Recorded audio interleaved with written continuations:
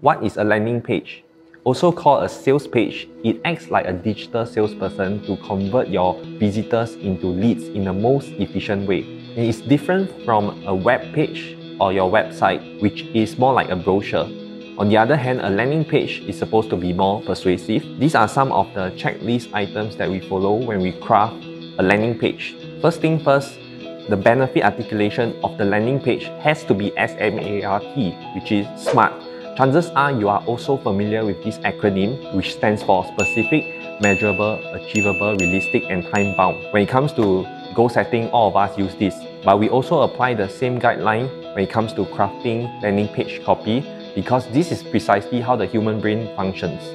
The goals have to be specific and measurable in order for us to be motivated to take action. The same thing applies in landing page when getting your prospects to take action, which means that when you talk about things such as we have a large range of product or we have a lot of selection, we don't use very vague descriptors. Instead, we use specific numbers. Being specific aside, don't forget that we also have to be realistic in the promise or the benefit. This means that you cannot promise people that you help them lose 10 kg in 1 week, because that is not being very realistic. On the internet, everyone is skeptical. So in order to make them trust your product or your service, you have to create a more realistic. So the SMART, every letter is very important. That brings me to the next point. You have to back up your claim. Once again, people are skeptical. So if you make a claim such as HDB prices have risen, you need to have something to back up those claims. For example, you need to quote your source or provide a chart or a graph so that people know that this point is factual rather than just a claim on your part. On to the third point, the use of credibility boosters. It includes things like your testimonials, media features, industry associations or endorsements. This is because nobody wants to be the first to try something new. People are naturally kiasu, as we all know, and they fear missing out on something. And we need to have these credibility boosters and social proof in order to create the trust for them to want to try your product. Something related, which is the next point, would be the use of real images rather than stock or fake images. Even if you have to use the stock images, we stick to Asian photos because that creates more realism, and nobody likes to deal with corporate and jeans. They prefer to deal with real people. So all that helps in creating rapport and trust with your business. The next few points will be something more on the technical side.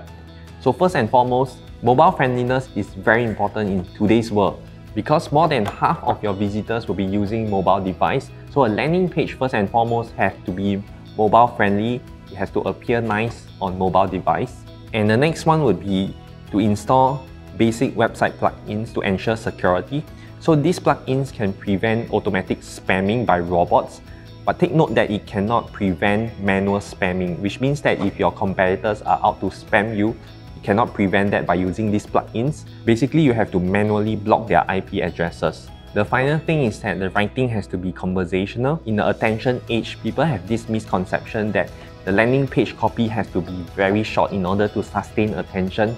Actually, that is not true. The key thing is that it has to be readable and conversational.